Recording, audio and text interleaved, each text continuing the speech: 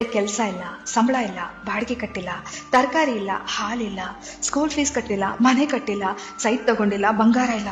ಅಬ್ಬಬ್ಬಾ, ಎಷ್ಟೆಲ್ಲ ಸಮಸ್ಯೆಗಳು ಅಲ್ವಾ? ಫ್ರೆಂಡು, ಒಂದು ಹೇಳ್ತೀನಿ, ನೆನ್ಪಿಟ್ಕೊಳ್ಳಿ.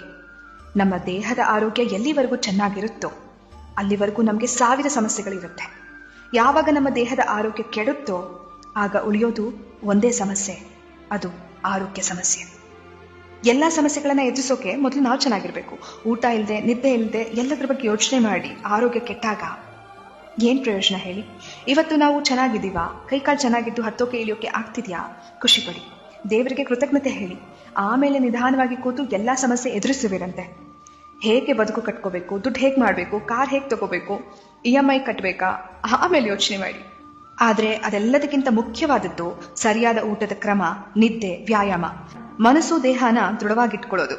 ಯಾಕೆಂದ್ರೆ ಆರೋಗ್ಯ ಸರಿ ಇಲ್ಲ ಅಂದ್ಕೊಳ್ಳಿ, ನಾವು ಇದ್ಯಾವುದ್ರ ಬಗ್ಗೆನೂ ಯೋಚನೆ ಮಾಡಕ್ಕೆ ಹೋಗಲ್ಲ ಫ್ರೆಂಡು. ಮತ್ತೆ ಯಾವಾಗಪ್ಪ ಹುಷಾರಾಗ್ತೀನಿ, ಮೊದಲಿನ ಥರ ಯಾವಾಗ ಆಗ್ತೀನಿ, ನನ್ನ ಕೆಲಸ ನಾನೇ ಯಾವಾಗ ಮಾಡ್ಕೋತೀನಿ, ಎಲ್ಲ ಕಡೆ ಯಾವಾಗ ಓಡಾಡ್ತೀನಿ, ಇಷ್ಟಪಟ್ಟಿದ್ದು ಯಾವಾಗ ತಿಂತೀನಿ ಅನ್ಸುತ್ತೆ.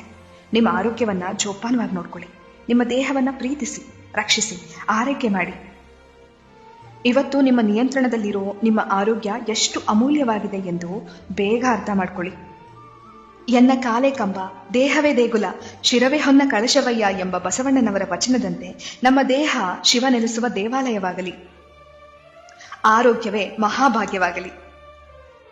ನೀವು ಕೇಳ್ತಿದ್ದೀರಾ ಭಾವಗಳ ದನಿ. ನಾನು ಕನ್ನಡದ ಅಪ್ಪಟ ಅಭಿಮಾನಿ.